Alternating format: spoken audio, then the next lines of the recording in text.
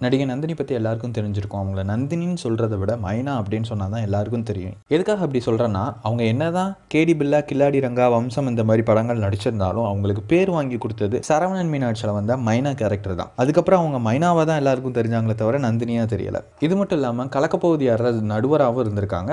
ஜீ தமிழில் darling darling ஷோவில் விஜயாவும் இருக்காங்க. வலசரவாக்கத்தில் இருக்கக்கூடிய கார்த்திகேயன் அப்படிங்கிறவரை இவங்க காதலிச்சு திருமணம் செஞ்சாங்க. முதல்ல பொண்ணு பார்க்க வரும்போது கார்த்திகேயன் தான் இவங்களை பொண்ணு பார்க்க வந்தாங்க. ஆனால் அப்போ வேண்டான்னு சொல்லிட்டு அதுக்கப்புறம் கார்த்திகேயனை லவ் பண்ணி மேரி பண்ணிட்டாங்களாம். கார்த்திகேயன் விருகம்பாக்கத்தில் இருக்கக்கூடிய ஒரு லாட்ஜில் கூல்ட்ரிங்க்ஸில் விஷம் கலந்து சாப்பிட்டு இறந்துட்டாராம். போலீஸ் பாடியை கைப்பற்றி போஸ்ட்மார்ட்டத்துக்கு அனுப்பியிருக்காங்க. அதில் கிடைச்ச தகவல் என்ன அப்படின்னா, கார்த்திகேயன் இதுக்கு முன்னாடியே ஒரு திருமணம் செஞ்சவர். அது மட்டும் இல்லாமல் அவருடைய மனைவி இறந்ததுக்காக ஜெயிலையும் போயிட்டு வந்திருக்காங்க.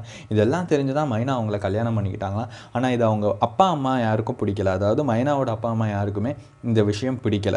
அது மட்டும் இல்லாமல் எதிர்ப்பும் இருந்திருக்கு. கார்த்திகேயன் இறக்கிறதுக்கு முன்னாடி ஒரு கடிதத்தில் மாமனார் தான் என் சாவுக்கு காரணம் அப்படின்னு எழுதி வச்சுட்டு இறந்துருக்காராம். இன்னும் நந்தினிக்கு கல்யாணம் ஆகி ஒரு வருஷம் கூட முழுசாக முடியலை. ஆனால் அதுக்குள்ளே கார்த்திகேயன் தற்கொலை பண்ணியிருக்காரு.